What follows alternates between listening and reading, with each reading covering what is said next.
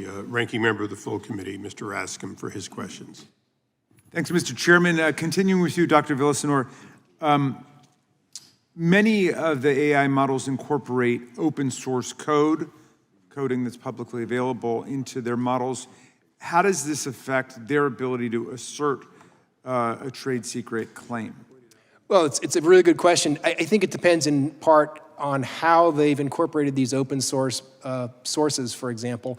But it is certainly possible to have a system that had some component that was based on open source, but that also has a lot of intellectual property that's created independent of that, and there would be trade secret value in that, and, for example, in how they integrate that with open source information. So I wouldn't conclude, or I wouldn't believe that the presence or the use of open source would eviscerate trade secret rights for the companies that use it.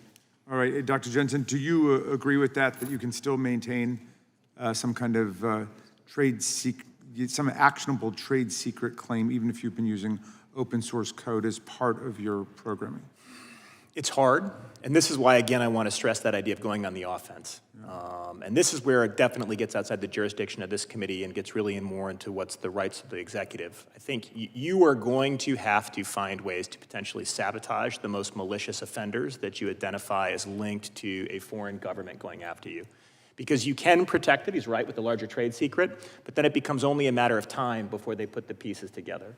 And if you have someone engaged in industrial size, like generation-defining theft, you can't trust that person. So where is the balance there of how you actually take other measures that are, again, outside this jurisdiction to start to hold those countries accountable and then undermine it? That's the only way I think it's going to work. Okay. Ms. Toner, you've advocated for transparency requirements for developers of high-stakes AI systems, including transparency for training data, capability testing, safety testing, risk management, safety cases, and so on.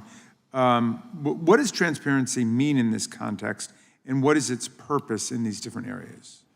It's a great question. I would just clarify, I would not necessarily advocate for transparency over training data, but the rest of the items that you listed, certainly.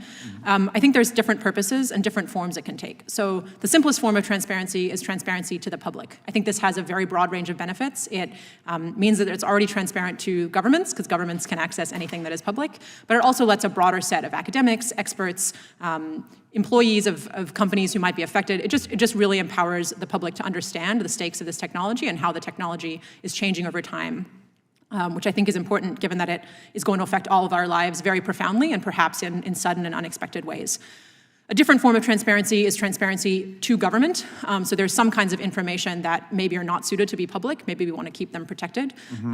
That could particularly be relevant for national security relevant information. So for example, I think a big area of concern right now is the potential cybersecurity capabilities of the most advanced models, whether they're going to make critical infrastructure systems more vulnerable than they have been in the past. Maybe that's not something that we want disclosed publicly immediately, but it is an area where partnership with government makes sense.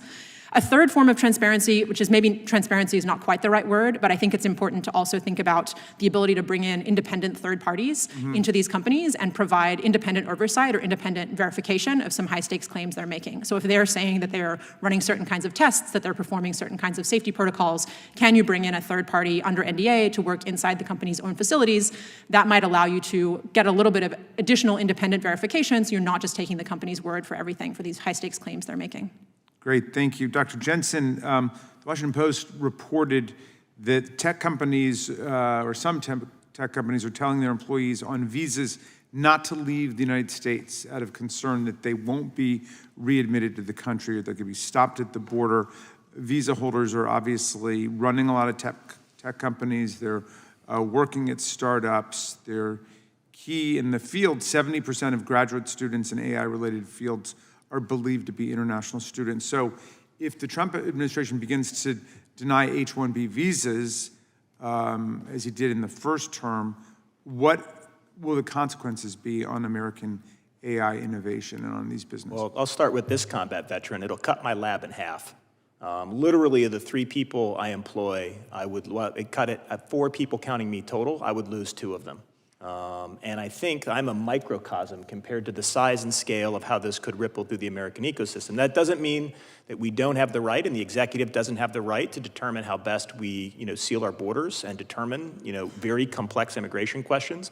But I think we have to have a really hard conversation as a nation about what really is the major competition of the 21st century. If it truly is AI, and AI becomes the focal point of grand strategy, then these immigration discussions have to be taken as part of that. And we're going to have to find some areas of bipartisan agreement or compromise. Or we're going to have to really double down an investment in STEM education, which is going to even take longer, and we have to figure out how it works. Now, I just say one note quick about transparency to double down.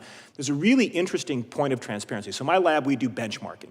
And you're going to need almost a Tocquevillian civil society function where whether it's just naturally happens or it's incentivized by the People's House, independent groups, not government, not business, come together and hold company models accountable. So in our case, we actually do the hard work to say when a DeepSeek or a Gemini responds with escalatory responses on a data set trained on standard international relations and foreign policy decision-making.